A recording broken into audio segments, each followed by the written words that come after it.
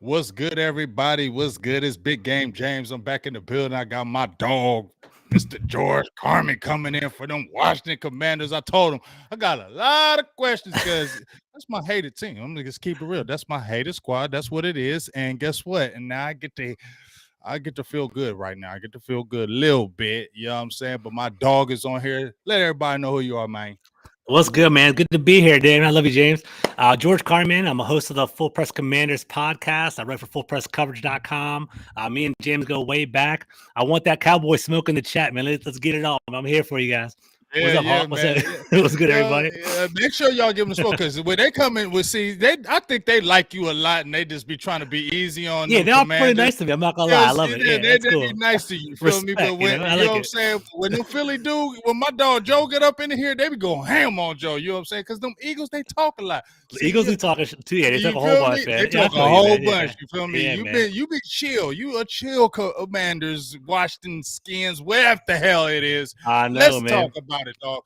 Let me just jump in right now because I already was looking at the schedule. Not talking about the last game of the year, but y'all have 4 games, bro.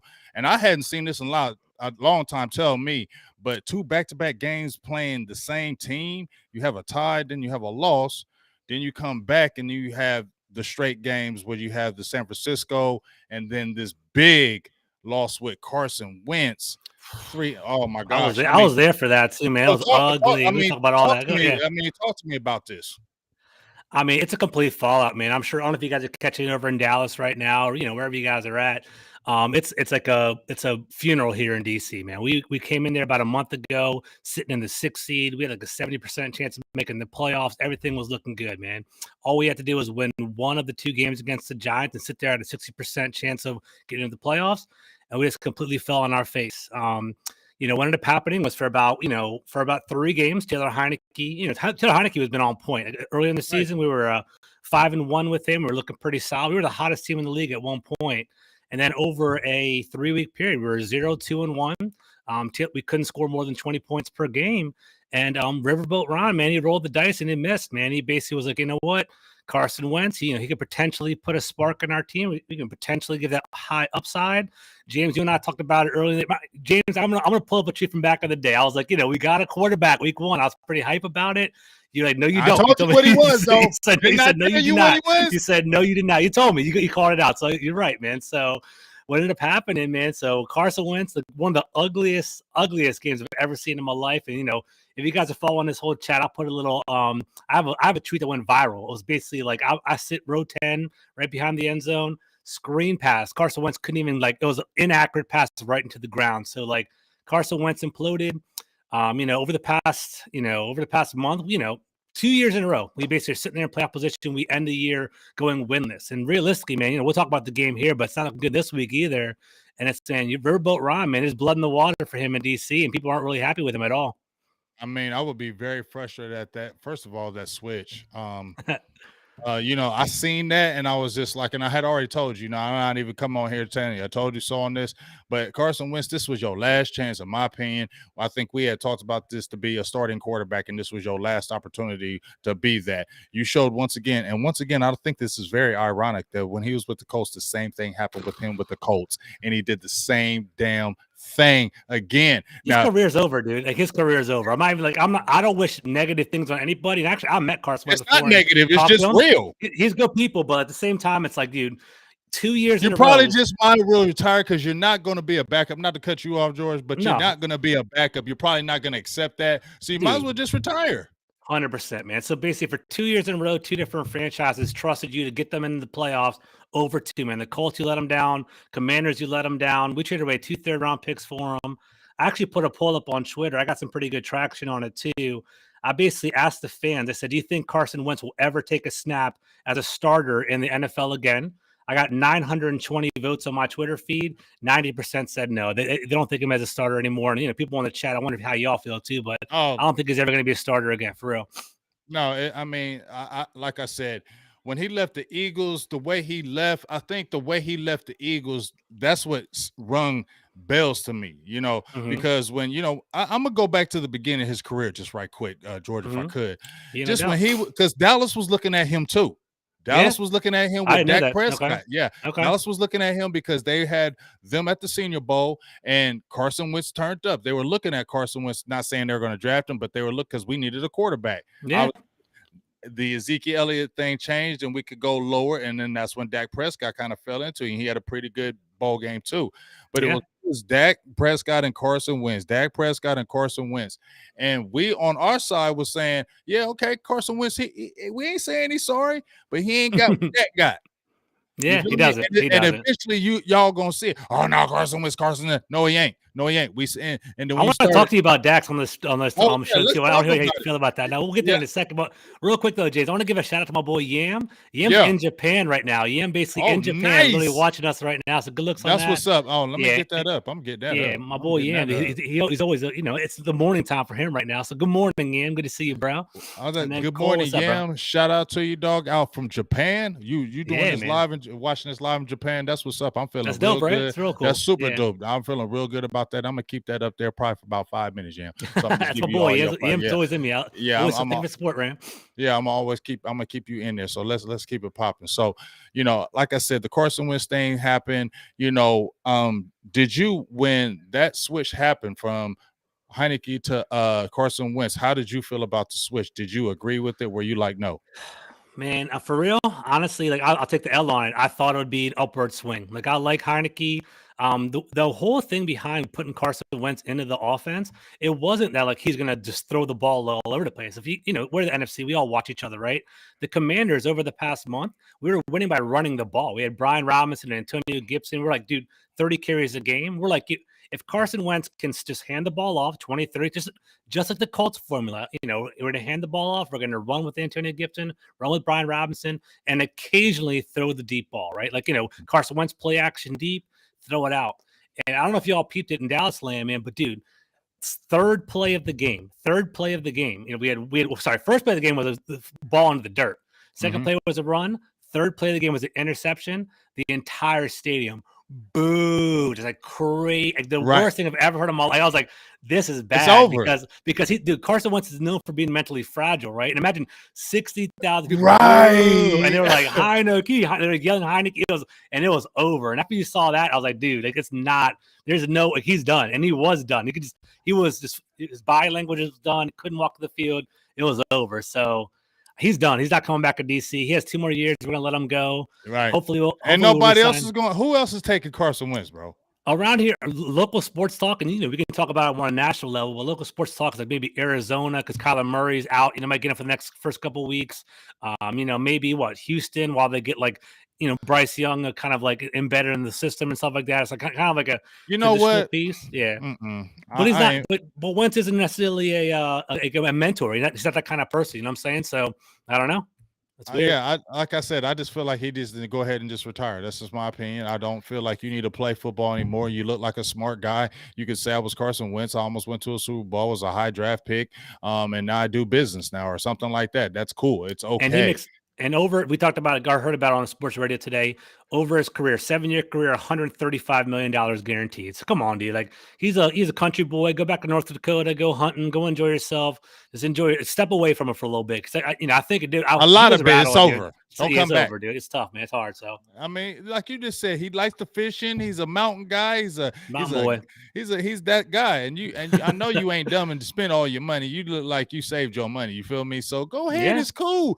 You did your thing a little bit. You had your time, but to me, this ended it right here. To see that performance coming against the Browns, to have that performance, everything on the line, you trying to get the spark, and you throw that interception, and everybody instantly boos you because they already know what you are. We all know what you are now. They're just holding out. Nobody's even trying to hold out hope. They're just thinking that athletic ability. And that's the only thing the coaches is looking at. And that just goes to show that stuff don't always be working, okay? You can have the big arm, you can do all that stuff, but if you ain't got it upstairs and guys can't believe in you and guys can't follow you, it don't matter. And I feel like that's why Dak Prescott, we can talk about him. We can kind of segue to it. That's why I feel Dak Prescott is still disrespected, because you see what that guy has on the field, but you see what Dak Prescott now is saying, oh, he can't throw the ball. He can't do this. But, dog, he does have them intangibles, and that's why we are 12-4 again. Before we do a hard pivot over to Dak Prescott, the last thing I want to say about Wentz, and for anyone, I see the New York media will eat him up and see that in the chats and all that kind of stuff.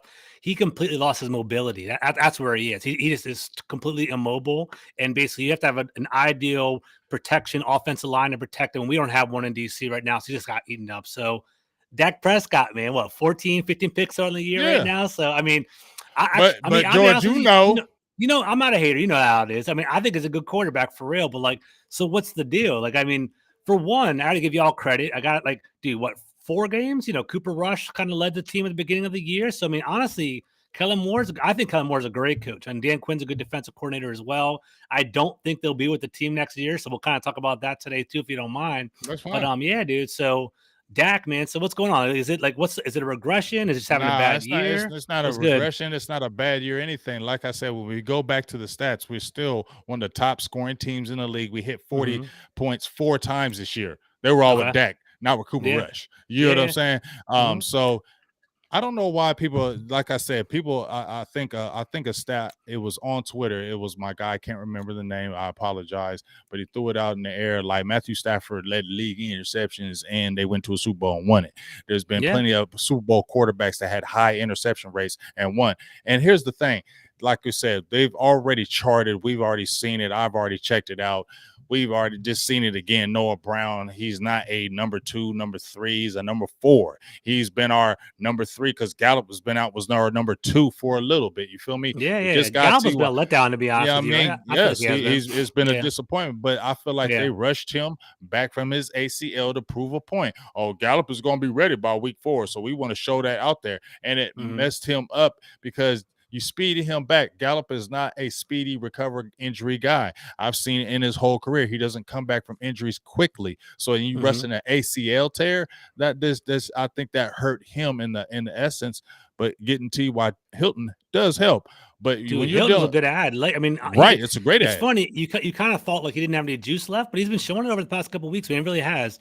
And then I guess, not to get too crazy with it, but would you rather have Hilton or Beckham? I know Beckham was kind of on the talk of the town for a little bit too. I mean right now, Beckham's wild, but at the same time, I don't know. How do you feel about it? I'm gonna keep it real. Right now, I'm with T.Y. Hilton. I want to get him in that end zone. I want him to do his T.Y. Hilton end zone thing. That's what I need to see in the playoffs. T.Y. Hilton doing his T.Y. Hilton thing with the Cowboys. That's what I need to see. Yeah. You feel me? I need to see that on an opposing team too. That's why I'm ready to turn up. But yes, I think it's a better addition because it's less a distraction. Yes, you saw the courtship. You saw the going back and forth. You saw it's all in the media talking about day in and day out. If he got with the team, what do you think it's going to be? Day in and day out. And even though it not be a distraction, it would be, because now that media is going to talk about every day. Oh, what about this, Odell? What about that? You only had 2 catches. You only had this. You only had that.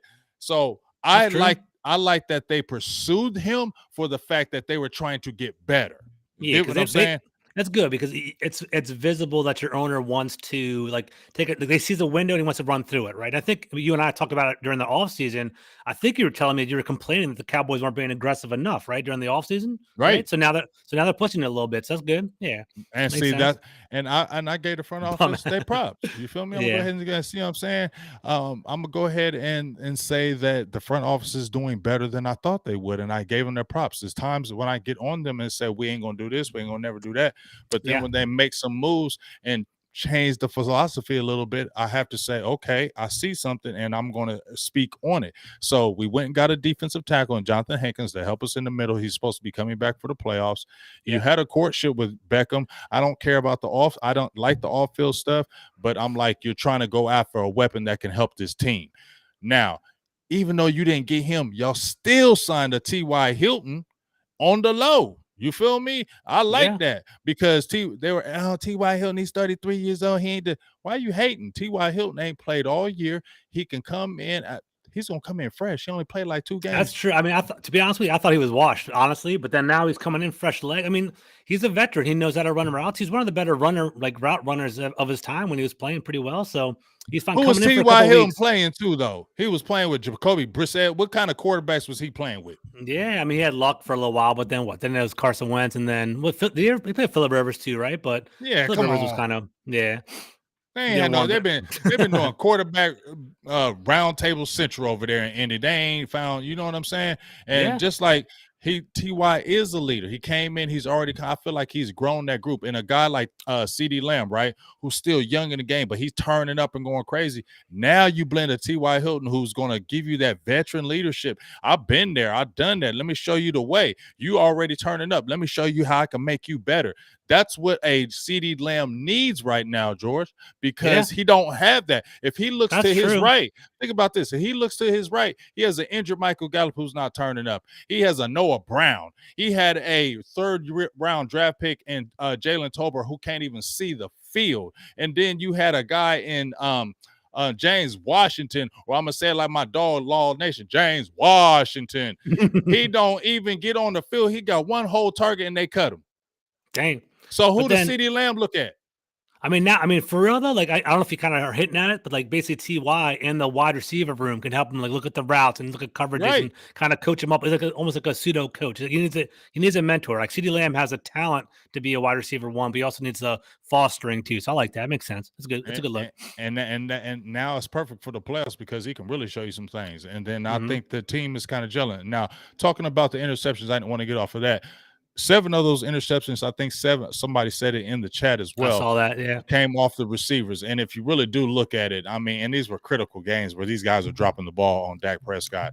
So you got to look at that. And I don't have a problem Dak being aggressive. Did he do some bonehead interceptions? Yeah, but when I look at Dak Prescott's whole career, he ain't never did that. He's been very good with that interception rate. I think his interception rate in his whole career is still 1.9%. So it ain't no crazy percent.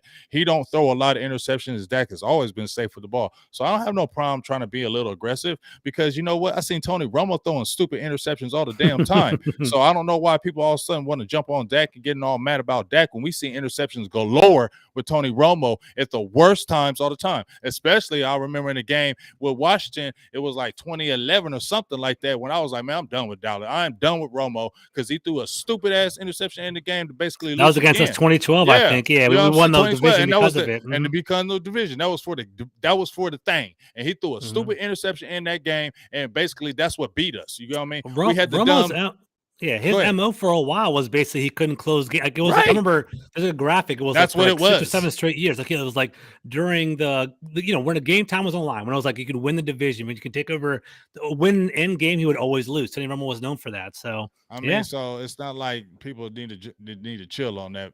It's cool. I don't trip. My thing is, I feel like Dak is a strong leader. He has talent and he has good talent.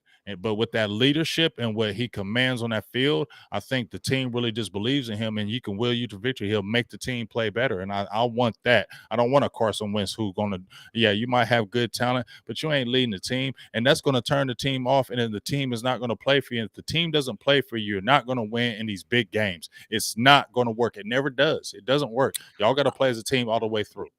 I'm not gonna lie, like just honestly, from Dak, I think he's a likable person, man. Like I don't like Zeke. I'm not gonna lie. I think Zeke's annoying as hell. Like I think it's the most like Zeke's obnoxious. Zeke's obnoxious in my opinion. We could talk about him too, but like Dak seems like a leader. Dak seems like he is, respectable, good in the community. He plays good enough. There, last year before, I think it was last year, 2 years ago, before he got hurt, it was like he was like the leading passer in terms of yards by like hundreds of yards by the time he went down. It took like weeks for the QB2 to overtake him in the passing yards. So he's a good player. Now his legacy is, can he actually make it happen in the playoffs? Right. Like he hasn't done that yet. So we'll see how that goes. Well, that's what I'm hoping. You know what I'm saying? Because I've seen the letdown, but I'll look at it like this, George. Y'all had an opportunity. Now y'all are out. We have the situation where we can shut up a lot of critics. They're going to go into the playoffs saying the same thing about Dallas. When I listened to Richard Sherman when Dallas played against the Tennessee Titans, Dallas struggled, and I listened to Richard Sherman, and people get frustrated and yell at him and get mad at him, but to me, he's speaking the truth. Yeah, I've seen this before with Dallas. Yeah, I've seen them be good. They probably when 2014, we came in there and beat them when they had like 10 in a row. No, I mean, nobody had beat them in a long time at home. We came in and beat them in 2014, and people were like, hey, this is a different Dallas team.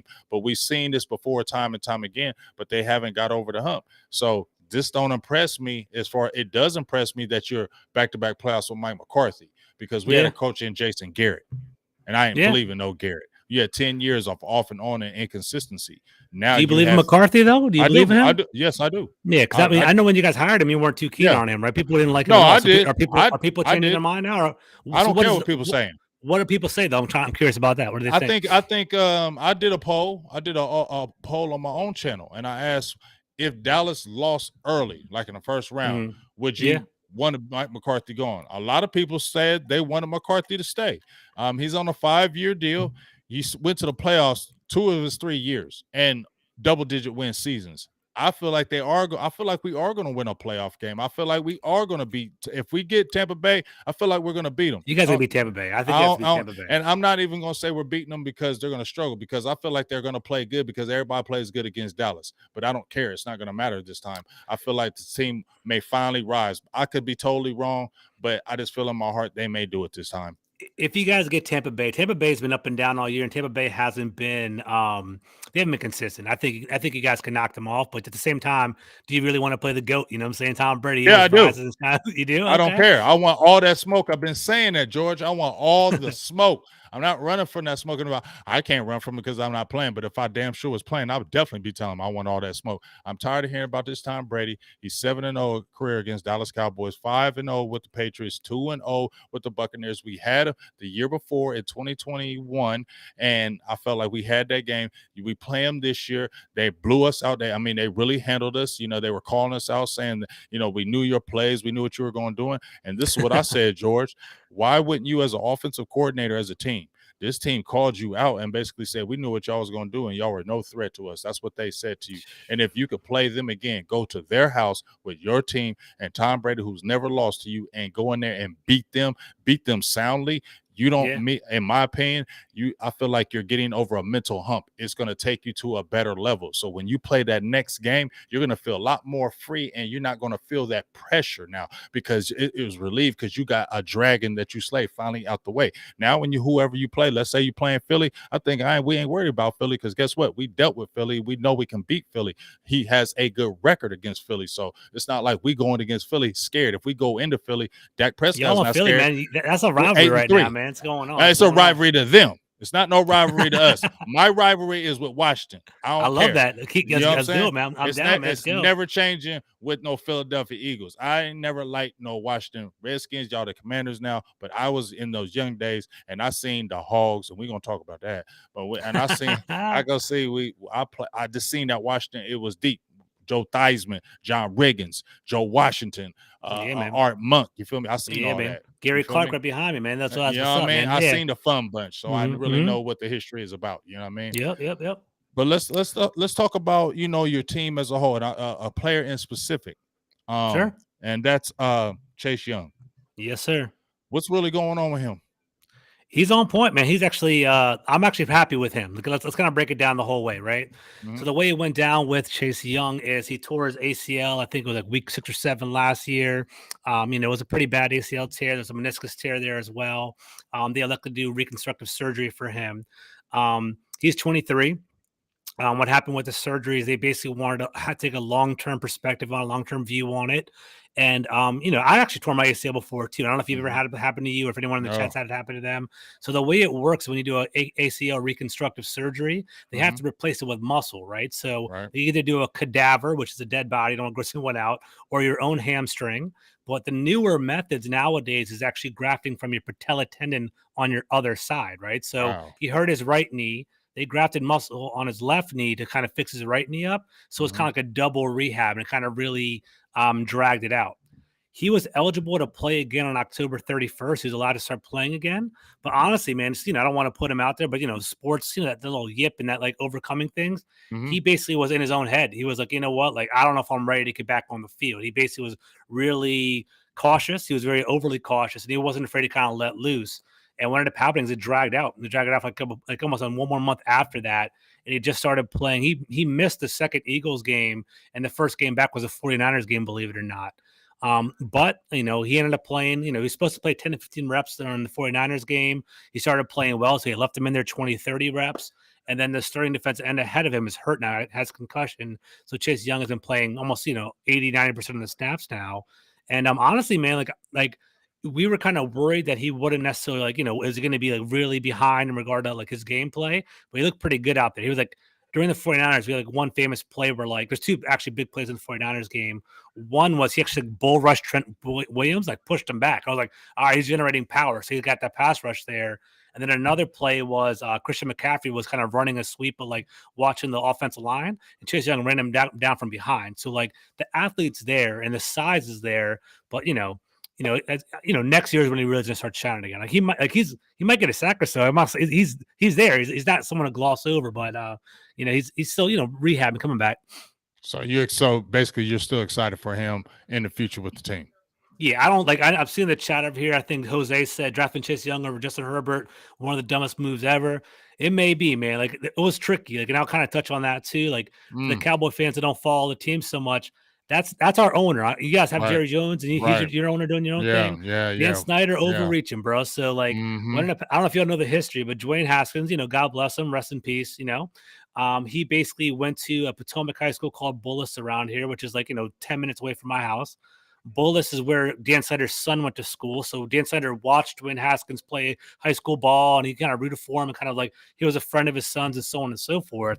So what ended up happening is when he came in the draft, like our coaches were like, yo, Dwayne Haskins is like a third round talent. Like, he shouldn't be a first round pick.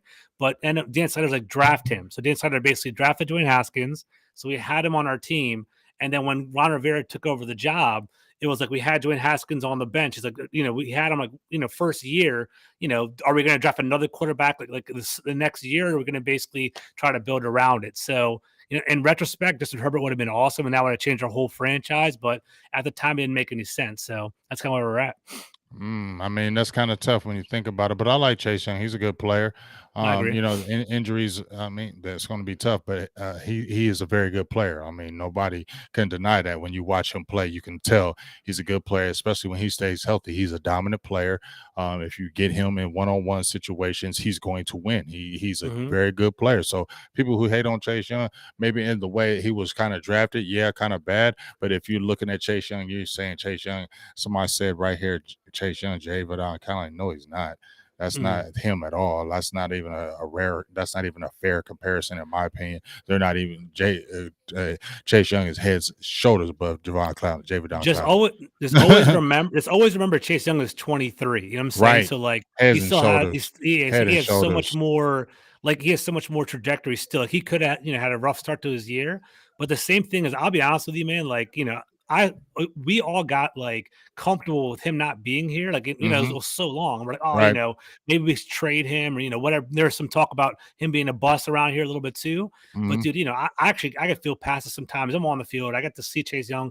He is a tower, dude. He's a physical specimen. It's like, if it actually clicks for him, he's going to dominate, man. He's going to dominate. He's going to dominate. So I think we're going to do a fifth-year option for him. I think it's coming up this offseason. I think we're going to sign him. And I think, I think he'll be good next year. See how it goes. Yeah, that makes sense. If you let him go, that would be the dumbest move ever. That would be the dumbest move ever. If you're talking about dumbest moves ever, that would be the dumbest move ever. If you let him walk, he will go somewhere else and just absolutely dominate. He's a different type of talent. I seen him at Ohio State. I'm out here in Ohio. I get to see Ohio State more than anybody else, and more I get to hear the radio, the talk shows, and all that. And he was on the level where they were talking about the Boza boys and those type of level. He was that type of guy, and he has that type of talent. So, let's see what happens. Let me get a shout out to my dog, Young Wilson, how he was coming with the $4.99 holla 2 times. donation. Yeah, let's go. We're trying to do our thing. But let's talk about these Commanders Cowboys matchup. You know what I mean? You got a quarterback. First they was going to do Carson Wentz. I mean, first they had Heineke car. Now they're going to this third round guy. Let's talk about that third round guy. Explain him to me. Yeah, man. So basically, it's been up and down all year. So it's funny. So to put it out there, I don't know if you guys know, but Sam Howell is the only quarterback in Washington that's under contract for next year. Carson Wentz, Carson Wentz has a 2-year contract left. But we're not going to. Is $26 million on the cap. We're not going to pay him $26 million. So he's going to be released. Taylor Heineke is an undrafted free agent, so we don't know what we're going to do with him yet. And Sam Howell's a rookie, and he's getting paid what, $2 million, maybe, if that. It's a cheap quarterback option, right? For those of you that watch college football, he was potentially the number 1 pick last year, right? 2 years ago. Javonte Williams, Michael Carter, all these offensive talents started leaving him. And his junior year, he kind of had a regression because all the NFL talent left him. So he fell in the 5th round. Honestly, he had like a up and down kind of training camp. Like he has the physical tools. Like he throws in anticipation. He has some zip with the ball. He's actually pretty dense. It's funny. I might be like it's funny on the Cowboys show, but if you actually kind of follow some of his like pre-draft comps, they kind of refer to him as a Dak Prescott, kind of like that build, right? Like he does run the ball. He had 800 yards and 11 touchdowns his last year at UNC, so he's pretty mobile. But the fact of the matter is he has a lot of like physical talent, but he's not refined. Like his footwork is kind of poor, and UNC is more of a one read option kind of offense. It's like either go read option, one little throw, or you kind of do some vert routes. So he's going to play. I think he's going to struggle, to be honest with you, because I think it's a lot of uphill. Like you follow football, dude. All the people in the chat follow football too. Right. When you're the 3rd string quarterback during the middle of the year, you barely get to get any reps because you're trying to prep that first team quarterback. Maybe the backup quarterback gets like 20 reps per practice to kind of get them warmed up. You're doing you might do scout team or something like that. Going into this game, he even said it. He's like, I've barely thrown the ball to Terry McLaurin. I've barely thrown the ball to Curtis Samuel. This is the real first week that I've done it before. So it's going to be wild. We're going to see how he actually does. I think we're really excited because, this is where Washington's at big picture, right? It's like we want him to do well because if he does well, potentially could start next year for us. But if he doesn't do well, potentially we could draft in the 1st round, or maybe trade up or something like that. Like we're QB hunting already. So that's kind of where we're at. So hopefully he shows something. Well, we're gonna see. Let me get a few shout outs in the time. My dog 808.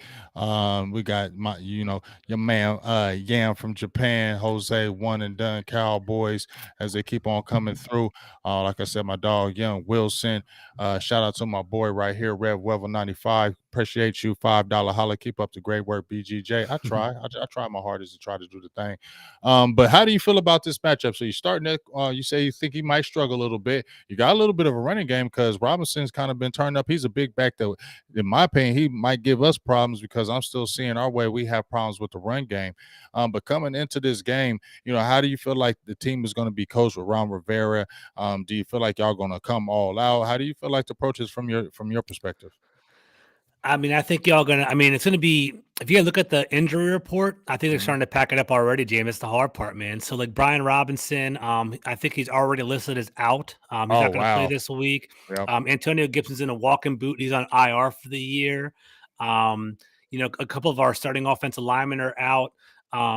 It's going to be like they're starting to pack up, but I think Washington is kind of like, we want to test Sam Howell out, but at the same time, if we lose, it's going to improve our draft position. I think that's what we're going with right now. But it's a running list of injured people. The only thing that's actually solid right now is our wide receivers. It's going to be Terry McLaurin, Curtis Samuel, Jahan Dotson, and hopefully you guys kind of respect Jahan Dotson. He's been holding it down this year for us. So he'll be out there. Sam Howell will be out there. But, it's going to be Jonathan Williams, who's like a journeyman running back. It's going to be our RB1. We're going to be missing, I think, at least one guard because basically we're going to start we have like a 7th round rookie. We're going to try out that guard, and it's going to be wild. Like it could get real ugly if Benjamin St. Juice and our safety Cam Curl. I don't know if you guys, I'm sure if you guys heard of them yet. Yep. They basically they're questionable for the week. But Jonathan Allen's out, who's one of our premier defensive tackles. Like a lot of our big guys are just kind of taking this extra week to kind of rest up and relax. So you get in our JV squad this week, so it's gonna be kind of wild. That's so if you guys are playing for a playoff spot, it's actually good for you all. So that's good. I mean, we're gonna see. I've been saying I'm cool with being a road warrior. Dallas's record this year is 8-1 at home, and it's not the greatest on the road. I don't know what that exactly is on the road, but I know it was like 500 for a minute.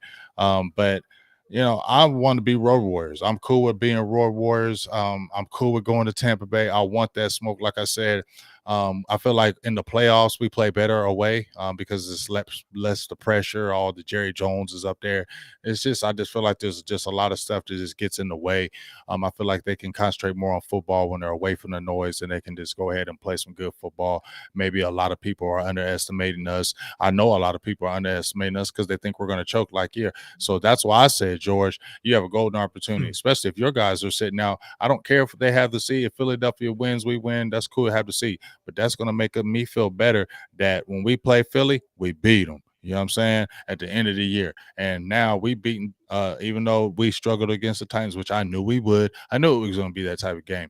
And this game, I feel like against Washington, now that you tell me all these guys sitting out, I don't feel like we're going to struggle against y'all because I felt like you guys might play it close. But now you telling me all these injuries, now I feel like we're going to blow you out because to me, it's more rivalry. Like when we play the Titans, that's not a rivalry to us. So maybe we play down a little bit. But this is Washington. We're playing in Washington. We like shutting up the Washington fans and just the whole organization. So this could really be a real ugly game. But that's what we want because we want that type of confidence, especially if we still go in to play Tampa Bay. We mash y'all, just get y'all out the way, and then boom, that's more energy for us to go to the playoffs. Like, let's go. Now I feel you, man. I mean, I'm a season ticket holder. I'm gonna kind of do my diligence and go to the game and kind of punch my clock. But it's gonna be wild, man. I know there's gonna be a lot of Cowboy fans, in here in DC. People are selling tickets. It's not looking good. We're in rebuild mode. You got to think about where we're at, man. For about 1 month, we were sitting there in the 6th seed. It was almost assumed we were going to go to the playoffs, and a hard breaks. Boom. We didn't hold down over the past month, and there you go. We're out of the playoffs now, so people are feeling down around here. So we'll see how it all checks out. Well, let me give a shout out to my dog, John Jones. He been doing the thing. $10 holla. Hey, we appreciate the $10 holla. We appreciate y'all, what y'all do out there for the nation out there, especially Big Game James. Now, you was talking about, I want to talk about a player. You know who I'm going to bring up, Derek Forrest Jr. out there representing Walnut Ridge. I also got another kid coming out next year. His name is going to be Julius Wood. He also attended Walnut Ridge out here as well, and he's a safety as well. He's 6'2", 200 pounds. He led the East Carolina Pirates in tackles this year, had a couple of interceptions, one return for a touchdown. So he's definitely looking to get drafted. We're definitely going to be pumping him up out there. But talk to me about Derek Forrest Jr. We're all excited about out here in Columbus, Ohio, and everything about what he's doing. Talk to me. Does he really have a bright future? He did a really good this season. Do you think he has a bright future in Washington? Yeah, we'll talk about that. So real quick, I want to give it a shout to my boy Yam. So Yam, I'm holding it down from Japan. He's seen a lot of MBD in the DMV. For those of you who don't know what that means, never been to Dallas in the DMV. There's a lot of Dallas Cowboy fans that never been there before, but they rep it hard out here for some reason or another. That's crazy. They're like the fake fans for something. Whatever, we get on them. So yeah, for real. So Derek Forrest, man, you and I go back and forth with him, and I've been talking to you all year.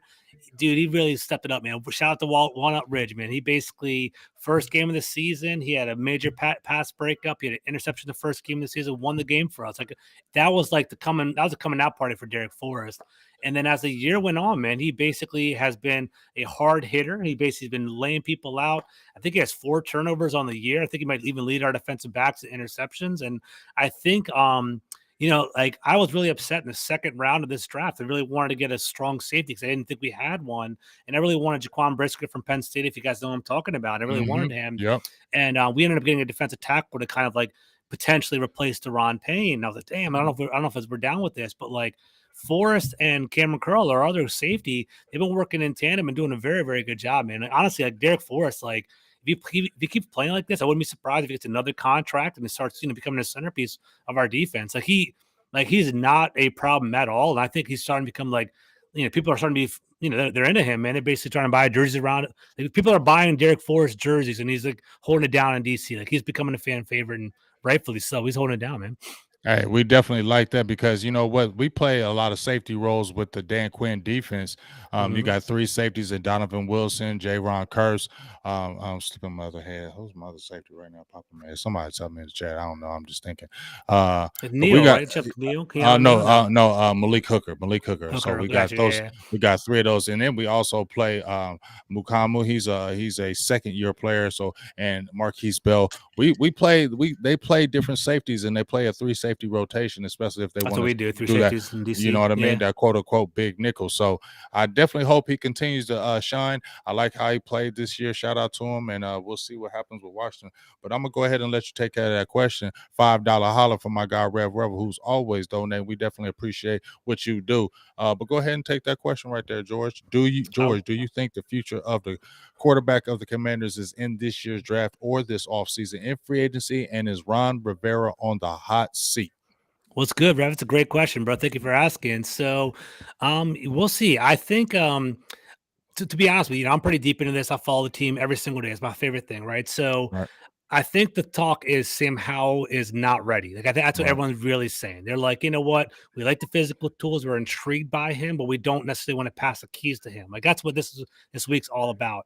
If he comes out and plays well, especially against a top 10 Cowboys defense, top 3 passing defense that you guys are at, I think you guys are up there like that too. It's just like we will have more confidence in him, but there's got to be someone else to kind of stay in that like QB room to basically support him and to kind of bring him up because we don't think he's ready to start all 17 next year. There is talk of basically, potentially moving up in the draft. Like, I don't know if you guys are keeping track, but if we lose, we could potentially get all the way up to number 10 if basically people in front of us start dropping. Like, if the Browns win and other people go, we can go all the way up, right? But if we win, we'll go all the way down to 18, 19. So, Oh yeah. realistically, we're rooting, and we want to have a good game, but we want to lose, honestly, right? Right. So basically, if we get up to 10, if it gets up to 10 or 11, Anthony Richardson from Florida is on the option, he's on the table. I guess Levis, another person that's up there as well. Like we could potentially start go QB chasing and kind of go after that. But it's weird, man. So the second part of your question was, is Ron Rivera on the hot seat? Hell yeah, he is. But the problem is the Commanders are for sale. Like I don't know if Right. I'll give you some some deep stuff, right? So Commanders on sale. They're basically there are rumors around here. Like, are they going to sell the team outright, like 100%, or is it going to be partial sales? He's gone, right? Because I think it's a bidding war right now. There's talk of Commanders selling for $7 billion, and basically, Jeff Bezos of Amazon is like the leading contender to buy the team. So considering that, like big picture, you can't even approve an owner until March 26th for the owners' meetings, right? And we all know this, right? We all watch football. The coaches, like day after Super Bowl, they're being hired, man. They're being like, Sean Payton, people are talking about him and Harbaugh and all those guys. They're going to be flying off the shelf. So Dan Snyder's not going to pay. Like the way it works in the NFL is if you fire somebody, you're paying them and then paying someone else. Is Dan Snyder really going to sell the team and then pay $14 million to Ron Rivera while he fires them and hires the new staff? It's not going to happen. So it's like Washington's kind of sitting like in a lame duck situation where it's like, we have to wait till March and we can't get a coaching staff at that point. So I think Ron Rivera is going to run it back, and that might not be like, I don't hate Ron Rivera. I just think he's kind of like dated and like he's like a culture guy, but he's not an X and O's kind of guy. He can bring the team together, but he's not going to scheme it up. So I don't necessarily like that. And then the final part, I know I'm kind of going off on it. But go ahead, keep going. But Taylor Heineke, right? So Taylor Heineke, he's a free agent. He has a cult following in DC that we call the Heineke Hive. Like people love Heineke around here, and I like him. I think he's a good, serviceable QB too, and I think we should keep him in the locker room. The problem is, man, like he has a Tim Tebow effect. He's like a celebrity backup around here in DC, and it's like if I told you, man, like play 3, Carson Wentz throws it pick, boo, the whole crowd's going crazy. They're rooting for Heineke, and it's like, is that a healthy thing for a rookie or any veteran next year? So like, I don't know. It might be smart to have a fresh slate. So we'll see, man. I don't know. We'll see how it goes. I mean, I think they should keep to get a rookie. You think so? Why do you say that? Like, I like Heineke. I'm being real. I like Heineke. I just like him too, he got some moxie. I know he's not really a starter, but he's a guy that you should always keep on your team because maybe your guy gets hurt. Maybe you need a guy that needs to rally the team and can come in and get everybody hyped for 3 or 4 games to wait your guy to come right back. That's the kind of quarterback I feel like you need, especially as a backup, especially if he accepts it and is cool with it. And if he's a cold hero and everybody's messing with him, he accepts it. People love him. I don't know if he caught that shtick down in Ohio or in Dallas. Like basically what he would do was like every time he beat a team, he would buy their Jordans in that color, and he kind of like he put it on his Instagram account. The Caps, Alexander Ovechkin here in DC, the Washington Capitals, like he's like chasing history, like the biggest NHL goal scorer. Like he's like smashing beers and drinking it on the crowd and stuff like people love him out here. And to answer your question, Rev, that's the $1 million question. The question that Rev is asking is someone going to pay Heineke? Like I have no idea. So. I don't know. He's a backup. He's getting paid $3 million now, which is nothing at all. Right. He can get definitely a raise, but he's not no starter in the league. Not to me. He's a backup. Yeah, so I dive into it. I'm a content creator. It's like Jacoby Brissett type of money, Baker Mayfield kind of money, right. What's his the Geno Smith kind of money, like $8-9 million, something like that. He'll get a little bump, and we'll see. I think I kind of had him like $10 million. Like I think it's going to kind Yeah, of boost up a little bit, but that's like, cool. are we going to pay $10 million for a backup? That's kind of the tricks. I mean, but then Right. again, the money is nuts in the NFL, man. It's going crazy every year. So who knows? It's supposed to go up to like 220 million, I think, Mm-hmm. next year. So they're going to get even more money. That these TV deals are getting bigger and bigger. NFL makes all kind of money. I feel like I said, if I was a team and I had a backup that could be a backup like a Heineken, I would definitely be cool He's a high because floor guy. yeah, He'll get you 500 ball. That's what yeah. I'm saying. As a backup, it's all you want. 500 ball. Hmm. So it's good. So what do you kind of think about the draft anyway? You guys, let's say you guys get a high pick. You're coming like say as high as 10th. Who would you target or look at right now? What do you think are your top needs from the Commanders right now? The biggest needs for Washington, the real biggest needs is offensive line, cornerback, linebacker, and quarterback, right? So linebacker, I think you can kind of wait, right? We drafted Jamin Davis a couple years ago in the first round. Unless there's someone that's really high end, you can kind of get him later on.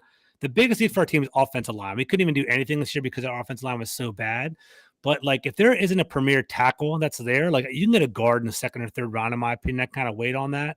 I think a cornerback would be great because I just think that like if you got a top 10 pick and you got a top 10 cornerback like a CB1 dog, like that's pretty solid, man. I wouldn't mind having him on our team. Like I like Tracy Porter Jr. from Penn State. I can get him more in the teens, but he's 6'2", runs a 4.3, and kind of a big corner. I wouldn't mind having him. And then finally, man, like if there's a quarterback that's floating around, I haven't done my deep like draft profiles yet, but like I'm down for a quarterback. I'm open and like I don't know about Stroud and Ohio State. All those Ohio State quarterbacks I'm not too keen on, but like Bryce Young's he had that awesome play. Justin Fields ain't too bad. You ain't getting no damn Bryce Young. I know I'm saying. I know I'm saying Bryce Young. I like his like poise. What I'm trying to get at.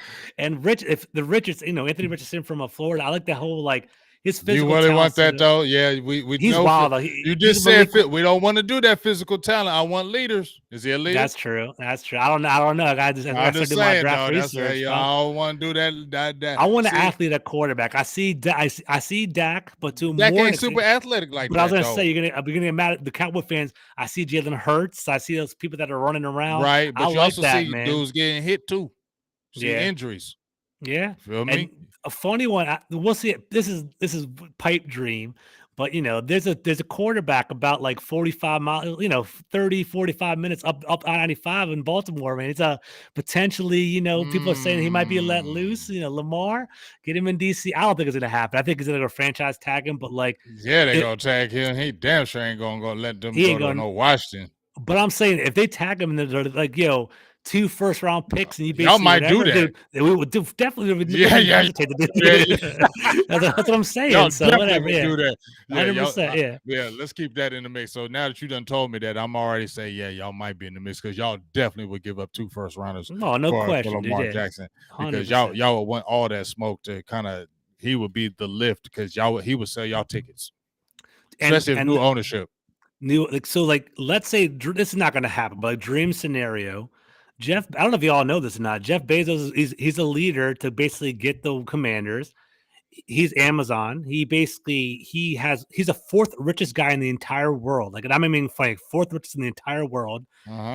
He wants to buy the team, and if he wants to buy the team, no one's going to outbid him. Nope. Part of his ownership group is Jay-Z. I don't know if you guys caught that yet either. Hell no. So it's like if we get Jeff Bezos, the 4th richest guy in the world, you got Jay-Z, who's like the entertainment person, who's like, kind of looking at all the entertainment and the sales and stuff like that. And you bring Lamar over to DC. Crazy. I mean, that's not going to happen, but like, dude, that's the 1, 2, 3 home run. That's perfect right there. That actually works out. I mean, you never know in the NFL no more. You know what I'm saying? I'm not going to sit there and say it's not going to happen. It will happen because I've seen things that we wouldn't think will happen, do happen. And if a team it gets aggressive enough or say, we want this, I've seen teams say, we don't care. I've seen Deshaun Watson get that first guaranteed contract, dog. Like we seen it. So and James, we know. Go ahead. Yeah, I was gonna say over the past couple of years, it was like, what Deshaun Watson's not going anywhere. Russell Wilson's not going anywhere. Aaron Rodgers, man, it's starting to happen, man. Things are starting to move. So you never know. Like for me, I know, I'm in DC. Baltimore is like 30 minutes from here. Like I see the impact he has. Like in the community, people love him in Baltimore. Like it will be devastating if he left, but you can never say never. So like, and I know Washington will throw everything at him if it does become available. So That'd be I, interesting. I truly believe that as well. So that's why I'm gonna keep everything open. Teams are willing to give up things and to try to feel like a player can make a difference. You know what I'm saying? So Hmm. as we get ready to close here, I really appreciate you jumping on here, big dog. You know, talking Of about the course, bro. Commanders. So we feeling like Cowboys gonna stomp y'all. I like saying that Cowboys gonna stop y'all. Y'all kind of taking it off. We like that, and especially coming into Washington. But let's talk about this pig thing, man. I'm not letting you go out talking about this pig. The Washington Ah, Commanders, bro. The Washington Commanders. Your mascot is a pig. so I want to hear y'all in the chat. Give me some feedback in the chat. I've Tell me, seen it talk to me in the before. chat. Talk to me in the chat because Blow it I up in the heard it. chat. I I want to heard. see all this. I I mean, it's all I good. heard. I'll Like, take the smoke. You're not gonna please, hurt y'all my give. feelings. Yes, I'm a tough yes, guy. yes. I'm a Please content creator. I got give this. yes. Give Give him me the the hell. smoke. But it's like What the hell? Y'all have a man, you pig? so you know how it is, right? So basically, you know the history, the Hogs, right? Yeah. The But that 1980s, should early never be a 90s, mascot. the offensive line. They basically so for people that don't know, let me educate you, right? We basically have five people, five offensive linemen, a tight end, and an awesome running back, John Riggins. They were basically the Hogs. They basically were like known for being nasty and running you in the ground and not afraid to get dirty and stuff like that. So they were the Hogs, right? And that was our nickname. And basically, they had a fan vote. They were like, which route should we go with this? It started off from like very broad and kind of narrowed down. And it was like, at first it was like, do you want a superhero? Do you want a dog? Do you want a hog? And do you want all these other things? It got down to dog and hog were the top two, believe it or not. And basically, like one of them was like a German Shepherd. Imagine like a commander in the army with a German Shepherd right next to you, or the hog because they're trying to like adhere to like the older fan base. Because like this big picture, our fan base is splintered right now because it's like we have like the new generations. Like, I grew up in the past 20 years. Washington sucked, man. To be honest, Washington hasn't been great for 20 years. So it's like, let's try to have a new era. But there's some people that are like, I remember the 1980s and 1970s. I want to maintain that tradition. So it's like a Mm-hmm. Frankenstein kind of product right now. It's like we have that new Commanders, but like let's do the whole hog things in the back. And it's like I knew it. I knew I'm seeing Miss Piggy in the chat and all this I stuff over mean, here. Emma yeah, because laughing my ass off with Maddie. I seen all this stuff over here. I feel you. Like I'm with you. And like I guess the intention is to kind of like get kids involved and stuff like that. I mean, we'll see how it goes, but it's like I don't know, man. It's like no, it doesn't. I No, want it. I want I'm that glad y'all did it. intimidation factor. Right. I don't want Ain't to be nobody. cute. You know what I'm I'm saying? Yeah. laughing at it and the way the pig looks. I mean, come on, dog. Like In a I big heard old belly. I heard somebody say in the chat who gave me my boy Rev said Washington Warhogs. Now, if you had like a hog, like with the snout and just look more Yeah, like aggressive. nasty as hell. Yeah, like Yeah. an Arkansas Then, Razorback and stuff like like that. the Yeah, that kind of Razorback stuff. type hog. Then because them motherfuckers is aggressive. Crispy So yeah, bacon. you know what I mean? So that's cool. But dog, my thing is this.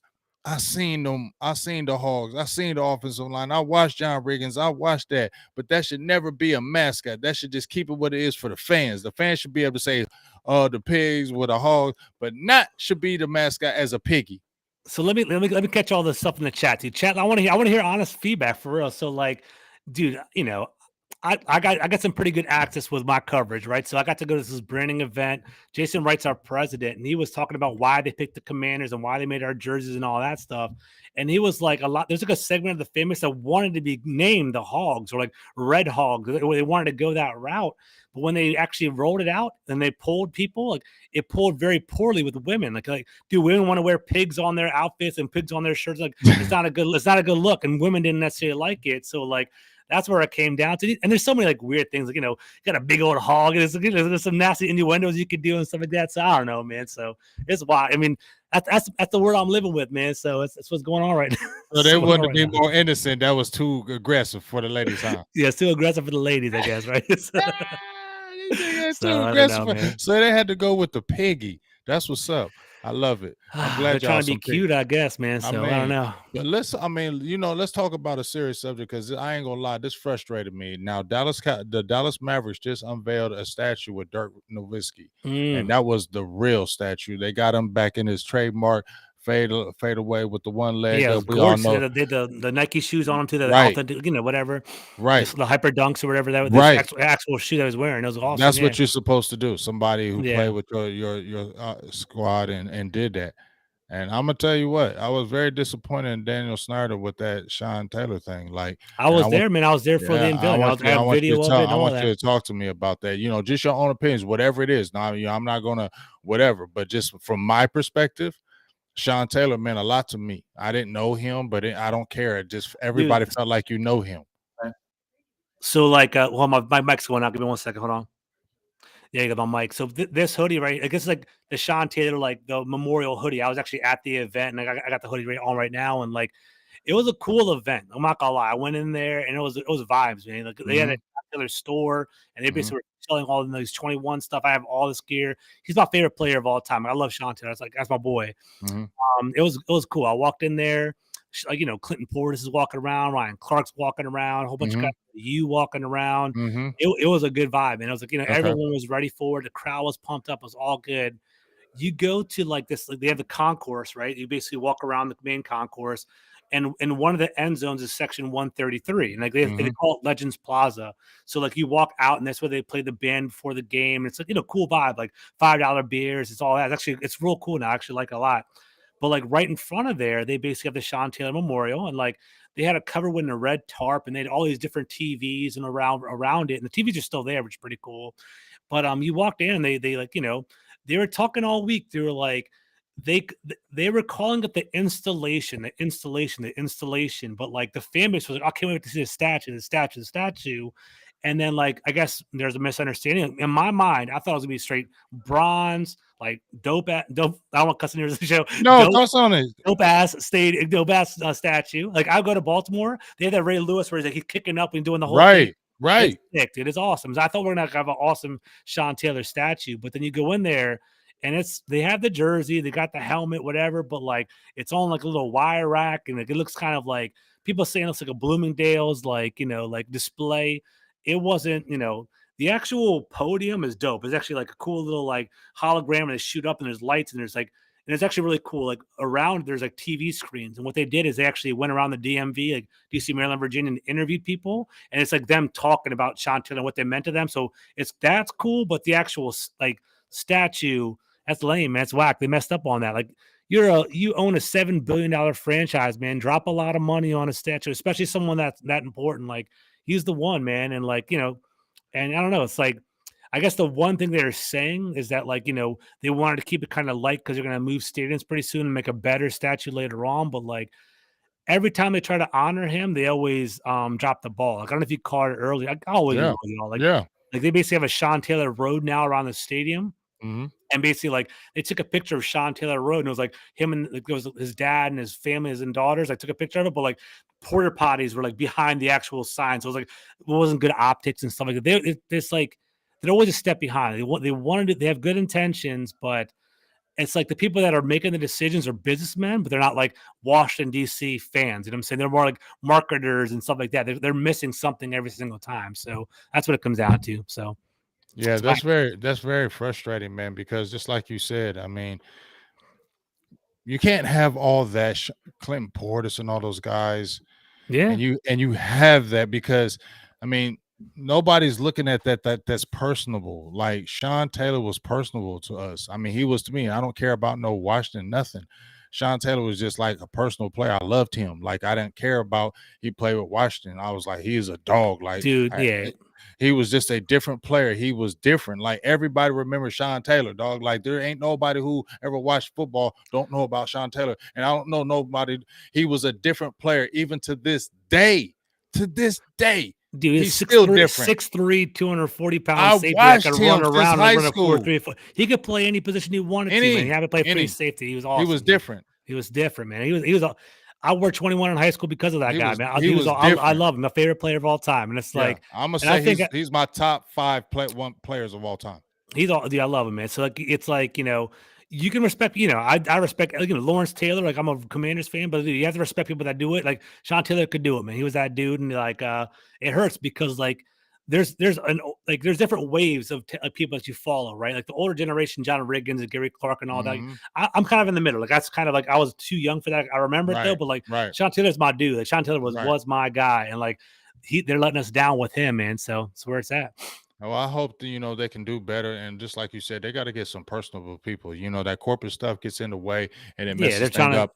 And in my opinion, if you're Daniel Snyder and you already got the fire on your ass from this NFL and everybody's investigating you, this is where you don't drop the ball. This is where you try to get some people on your team and say, hey, I got a lot of money. So I'm going to put this bronze with a cane with all that hype in the event that was around it. Like you said, if they would have dropped a real statue where it really felt like Sean Taylor was right there, they would have been playing that around the world, dog. And shameless plug, man. So whatever. Go I ahead. love talking to you. My YouTube channel is Full Press Commanders. Like Full Press Mhm. Coverage is my company. Full Press Commanders is my brand. Definitely subscribe to it. You can see the Sean Taylor video that I'm talking about. All these different, like I put film up every single week. So go take a look at it. Like it was a big.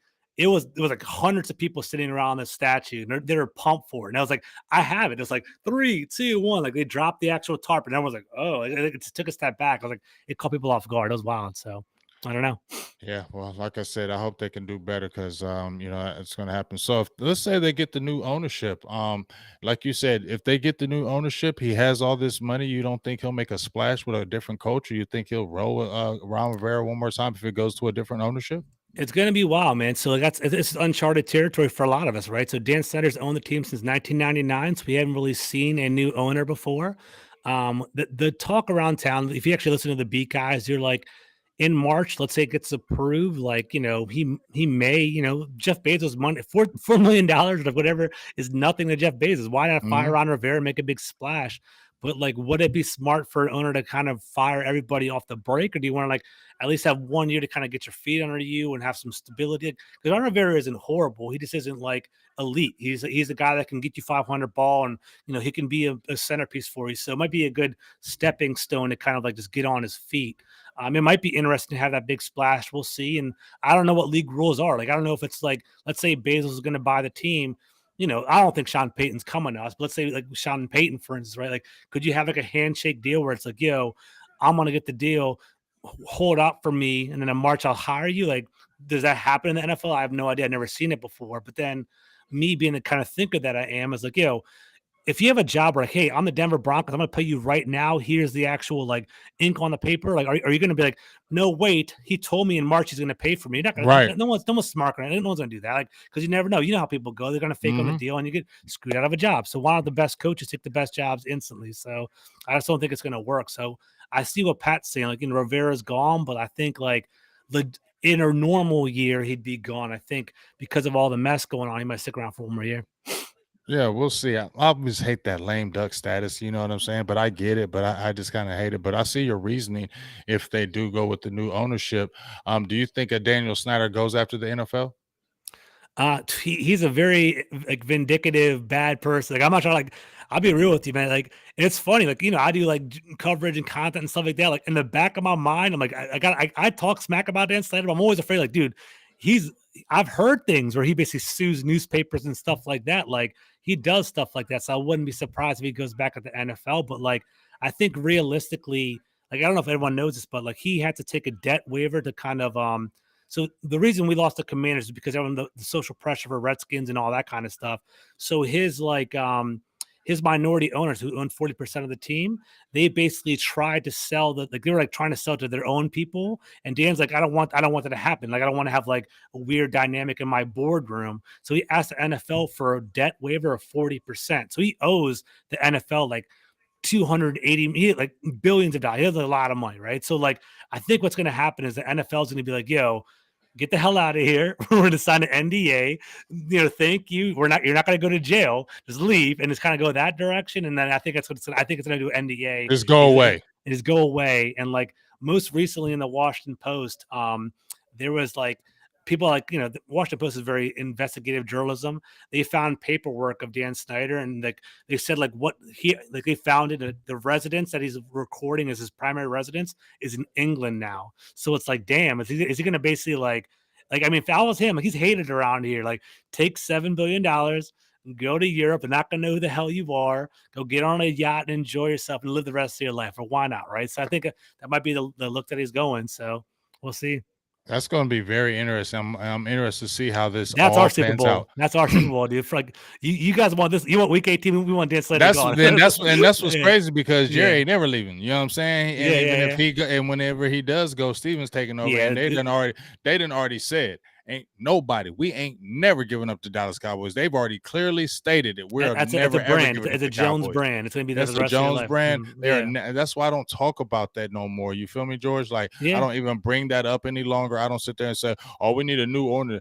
Bro, I gave that up like 10, 15 years ago. This is Jerry's team. They ain't never giving it up. And once you get into content creating and actual start, meeting the newspaper guys and meeting the guys in media, meeting the players and talking to them and being Yeah. in the streets, you're like, you start getting a different ear. Like, no, these guys ain't giving up this organization. So you just better just stop talking about coaches and things. And real talk. I know we're trying to wrap it up pretty soon, but like for real, like Jerry Jones, I'm an objective person. You know that. Like I think Jerry Jones is the ideal owner, right? Am I wrong about that? Like I he mean, writes I the don't. damn checks. I mean, he's not Only afraid thing to I win. hate, Yeah. the only thing I hate about, I'm not gonna say hate. The only thing that bothers me is because he just talks a little too much. I mean, I just feel like you're 80, um, you're the general manager. I feel like you have too much input into coaching with the plays and okay, this player is playing this week, and then I hear Mike McCarthy, well, we'll see. I just feel like he usurps the coaches. Okay. And when you're a player, I feel like, yeah, I like Mike McCarthy, but if I feel like I can go to Jerry over you, don't you think I will? You know what I'm saying? That's how Dan was. Like he might not. Dan's like removed now, but like Clinton Portis, it's famous. That's Like what I'm saying. RG3 and Clinton Portis, there used to be like I'm gonna go like Mike Shanahan hated RG3 because And basically he go RG3 would be like, above I'm gonna him. go to Dan and I'm gonna talk to him instead. Like I don't know, like the famous thing around DC was RG3 was a scrambling quarterback. RG3 went to Dan and was like, I don't want to be a running quarterback anymore. Like he's like, I'm Aaron Rodgers. He actually said, I'm Aaron Rodgers. I'm Peyton Manning. I can do that. And basically Dan was like, Mike, stop running RG3. And RG3 doesn't have that, he didn't have the skills to do that. And that's why he's out of the league right now. And like I said, that's the problem, and that's the Yeah. only problem I have with them. And then with Stephen Jones, I mean, he does penny pinch, but here's my thing: when I've angled this in different ways, George, because yes, he holds on to that, but Dallas is still winning with that method. They were 12-5 last year. They're 12-4 this year. Could be 13-4. So that method is not wrong in theory to build through the draft, sign your own, and don't spend all kind of money on crazy free agents. Don't overpay for them Yeah. because it can put you back in the way. There's nothing wrong with that theory. It's just like I said, nothing wrong with going after maybe one player that can get you over the hump. You don't have to go over to 5 or 4. You can get that one guy that you might have a really good team, but you just bring in this one player and he just takes you to another level. And that's why I said don't be cheap on that aspect. And if he would do that, I don't trip on him from that point because, like I said, I like you being able to keep your team young. That's the optimal level. You want to keep your team young. 100%. And Dallas is playing a lot of rookies and young players. That it's a young man's league. And if you can play more young players without big contracts, it's better for your team, especially, George, if you can win. And if you can win with young players and ain't paying a lot on your payroll, that's better for you in the long run. I'm not mad at that. But sometimes you got to step out of that box and make that one splash to maybe get your team over the hump. So we'll see what happens with the team this year because, like I said, I feel like it's an optimal opportunity, George, for the Cowboys to silence a lot of critics, slay dragons. Aaron Rodgers is 8-2 against Dallas. Tom Brady is 7-0. They basically both own Dallas Cowboys. Now, I'm gonna go back and say Aaron Rodgers didn't beat Dallas. It was 28-14 in the fourth quarter. Dallas beat us because Aaron Rodgers didn't make this miraculous comeback. They ran the ball on us. They had a lot of rushing yards on us. So it wasn't no Aaron Rodgers killing us. It was Dallas making dumb plays in opportune times, getting in their own way, and we lose. Just like in the Jacksonville game, in my opinion, we got in our own way. If we don't get in our own way and coach the right way, Mike McCarthy, I feel like you've been in this situation. You coached Aaron Rodgers, you won a Super Bowl. You've been there and done that. That's why Dallas brought you over here. You need to show that coaching elite because you're doing it in the regular season. You feel me? But you got to show what you showed in the playoffs. That's why they brought you over here. They didn't bring you over here just to win regular season games. They brought you over here to win playoff games and try to win a Super Bowl here. So that's what you have to show when you was over in Green Bay. Kellen Moore, I don't hate on Kellen Moore like a lot of people do in Dallas. You know what I'm Why do saying? they hate us? So I guess real quick, I know we're starting to wind down. No, we're cool. Okay, whatever. So my 3 questions for you then is like, all right, Kellen Moore, Dan Quinn, Ezekiel Elliott, are any of them coming back or any of them leaving? Ezekiel Elliott, I do think he's coming back. Okay. DeMarcus Ware, I'm sorry, DeMarcus Lawrence signed. Yeah, I'll hear some of those too. If you have any other big ones leaving or not, let me know. I'm curious about that. Oh yeah, Who's leaving? If anyone's leaving, I don't know. I'm just curious. Yeah, DeMarcus Lawrence, he signed a 3-year deal with us this past with Dallas this year, and it was a type of deal where he gave like up $10 million of a signing bonus, I believe, to kind of help the team sign some other people. And the way he did the deal, I believe it was like 3 years guaranteed, and it was kind of like a straight up flat deal, 3 years guaranteed. You stay with Dallas, you give up this money, you stay with Dallas. I think they're going to do Ezekiel Elliott the same way. 27 years old. He's still, he's 800. A free agent too, right? Yeah, Pollard is a free agent. I don't believe Pollard comes back, in my opinion. Wow. That'd be a Because loss for y'all, man. I'll keep Pollard over Zeke, in my opinion. Zeke gets touchdowns. Zeke's like a short yardage back now, in my opinion. I don't know if you agree with that. Zeke is going to get yards. He has like 868 yards. I think he's almost okay. Every time I see him, it's always like red zone touchdown. Like he's got 12 touchdowns. I know, as I'm saying, he's I'm a big fantasy guy. So I'll be watching him. He'll get you like 60 yards touchdown, 50 yards. Like it's always like a touchdown almost every single week. He'll get you one. But I didn't think he was a heavy yardage kind of guy, though. No, he's not the heavy hitter, and that's why I like having Pollard. But people are like, they're going to franchise Tony Pollard. I don't know if they're going to do that. I think it's going to be an issue because if you're franchising Tony Pollard, it's going to mess him up, in my opinion, because he's a running back. Running back, you're sharing carries with Ezekiel Elliott, and you still got Malik Davis, that was our undrafted rookie, who is not a Tony Pollard by any means, but he's a good. If you let a Tony Pollard go, if he does well because he commands money, because somebody's going to try to sign him. He's played himself into money. He's almost going to get 1,000 yards. I think they're going to let him start the game, or at least play his few snaps so he can get his 1,000 yards. Yeah, he's going to be a high commodity. Like that, right? He's like 12 yards away. You know what I'm saying? Yeah. So I think he's definitely going to command a nice contract because you see these teams now. He deserves it too. He's a good player, man. For me, like CeeDee Lamb obviously is a good player, but it's like for me, it's like he's our most explosive player. Yeah, I think so too. That's what I see. Yeah. And that's why we need him in the playoffs. And if he can really shine in the playoffs, he's really going to make some money. Like if he turns up in the playoffs, he's got a nice contract because you could see him with like a Miami, even like a Jacksonville. Like Miami would be a great fit. That would be great fit. You got those receivers, and you got a Tony Pollard in that backfield. You know what I'm saying? Yeah, that's explosive because he's an explosive player. The only way they'll sign him, in my opinion, is they franchise him. But they're not going to sign him long term. They're just what's the number for that? Yeah, you guys even looked into that? I think it's like $9.1 million. It's nothing though, honestly, for real. It's not for a running back. Yeah. But you know what? Just to talk about that right quick, George, when I was watching these players and they negotiate the franchise tag so long ago, I see why they don't like it because I just really studied it in my own head, not like really going deep in the numbers. But let's say they franchise him right at $9.1 million. I see why the players hate him. Hate the franchise tag because, you're restricted. Right. You're restricted. You're paying me in the top 5, right? That's great. But if I'm playing running back position and I'm sharing carries with Zeke, that's tearing my level down. I'm not going to get the contract I want. And if I get hurt, running back, and if I get hurt, I'm ass out because all I got is the 1-year deal money, and I ain't getting no more deals because ain't nobody going to sign no hurt running back. Franchise tag maybe works for like a quarterback or something like that, but like running back or offensive lineman, because you get a lot of injuries that way too, is not a good look at all. Like I think we might potentially franchise Daron Payne because he's like we want him, like we don't want to lose him, but he's going to probably be like one of he has 11.5 sacks as a defensive tackle, man. He's going to be nice. He's going to be a top 5 free agent not even being biased. Like he's going to be a top 5 free agent on the market. So like we're going to try to re-sign him, but he would be smart to go explore his options. So I think Washington's going to tag him probably, especially you get rid of Wentz's money, then you have money to franchise Daron Payne. It's an easy switch right there. So I don't know. We'll see. Yeah, and just to kind of expand on, because you said you was asking me about Moore and Quinn being are they going to be there next year? Because I do think Zeke is. Kellen Moore, I do. I don't think Kellen Moore is going nowhere. Yeah, you don't think a promotion or anywhere? Only where he would get a promotion, he'd be a head coach of Dallas Cowboys.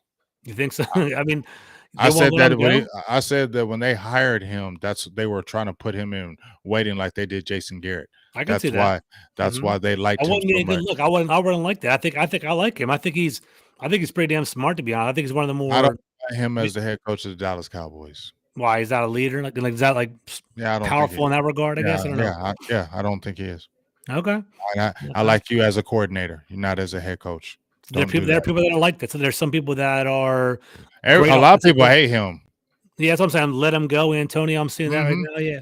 A lot of people are saying let Yeah. him go. He Yeah. don't bother me because here's the thing. They say Kellen Moore don't run the ball. We're like fifth. I don't know the new numbers because I didn't check, but I knew consistently we've been top 5 in rushing attempts. We have a top 10, top 5 rushing offense. You Mhm. had 2 running backs that could potentially still, really, if they turned up and go crazy in this Washington game, have 1,000 yards. Dallas has never had 2 running backs have 1,000 yards It's in no rare. season ever.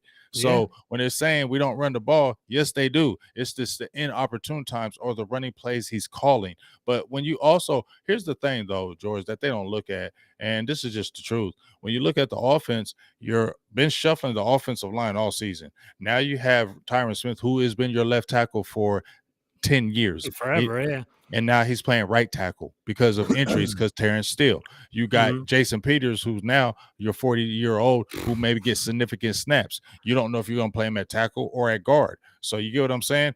That incohesion has to do with guys missing their blocks, not hitting the hole. It affects the running game. So it's not just the running backs not doing their job or they're getting older. The offensive line has to be in cohesion and be able to run that ball. And if it's not in cohesion, they struggle. Just look at Tennessee. Tennessee is a good rushing defense. They have like the top 10, top 5. Yeah. They throw like Great number defensive 2. tackles. I forget his name now. Yeah, he's really But good. he was out. Jeffrey Simmons was out. Jennifer Simmons. There you go. They had a lot of guys that were out.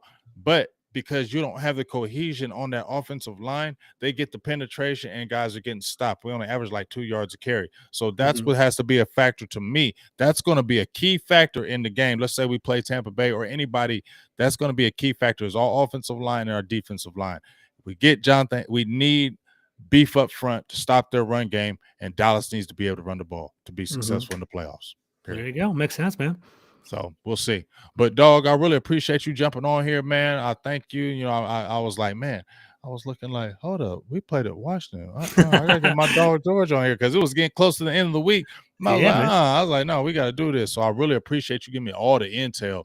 You love how you break down the intel, especially when you're talking about the Daniel Snyder situation. You gave me a lot of good stuff that I'm gonna like kind of read on my own because there's a lot of good nuggets and a lot of good tidbits about where they're headed. Because you guys are in our division, and like I said, in my opinion, you're my hated rival and you're my rival. So I always kind of want to That's know. how I feel too, bro. You know what I'm 100%, saying? man. I Yeah, always man. want to know what's going on with what's going on with y'all, so I can kind of keep a buzz. Let me give a shout out to the $2 holler right I here see that. from DC for X for life, triple X. How about them Cowboys? $2 holler. Enjoy to listen to BGJ. We appreciate you out there in them streets. You know how we try to do, try to make it hot. But let everybody know your handle. You said you how you do your full court. Just I don't know it all, so just explain I everything. got you, man. Let Of everybody know course. where they can find you, big dog. Of course. So first of all, thank you for having me, man. I appreciate you, James. If all the listeners on here, me and James had no prep at all, man. It's 100% freestyle. Just talking Yeah, it out. that's That's how how you're we do supposed it. to do it, man. It's barbershop talk. Have a good time with football. I love it, man. So thank you for having me. So I work for Full Press Coverage, which is they do national, NBA, NFL, all that kind of stuff. So Full Press Coverage is my big brand, but I'm the Full Press Commander. So if you guys ever go on YouTube, definitely follow me. It doesn't cost you a damn thing. It'd really help me out a lot. I've been lucky. I've been getting field passes to the games a lot this year. So I might get some like on-field video of like Ezekiel Elliott and Dak Prescott. Like definitely check out the YouTube site. Hell yeah. Follow me on there. At Carmi21 is my Twitter handle. I'm also Full Press Commander Twitter handle too. This is my main. I'm on here all the time. I love talking football. Me and James are boys. Me and Philly Eagle fans are boys too. We're gonna be talking draft, all this stuff all year long, man. So we'll be around. So hit me up. I love talking shop. I'm not biased, so hit me up, man. I'm down to talk, man. So thank you, James. Yeah, man. Because like I said, when we were doing our mock drafts this past season, and we had a good time. And me and Joe were just talking, like we hit on a lot. I mean, I felt like we were kind of thorough with that, and we hit on some players this year, and I know you did too. Mhm. So people really jump back in here when we get on that draft. George is going to be on here with again. We're going to be doing the mock drafts again, and we're going to just be going through draft picks, who's going to potentially get drafted between our teams. So it's going to be a lot of good information that you guys are going to want and really jump on it because we're really going to go devil into it, break it down, and I think you guys are going to really like it. So as I said before, man, please go out there and support my dog George Carmi. I really appreciate it because I got two guys. I'm still trying to find this New York guy. I thought it was going to be ruined, but I got to find a New York guy out here in these streets that I can bang and talk with because I got two thoroughbreds in the street, and my dog George and my dog Joe. They go hard in the paint. They give thorough information. I love We need a listening to it. Giants guy. We don't have a Giants guy. Yeah, You we gotta need a find one. Giants guy out here, man, because it's only Yeah, right. You feel me? To get the whole the Voltron, get it going. You know what I'm saying? I But like I agree, bro. said, man, please support these guys. They give real thorough, real information.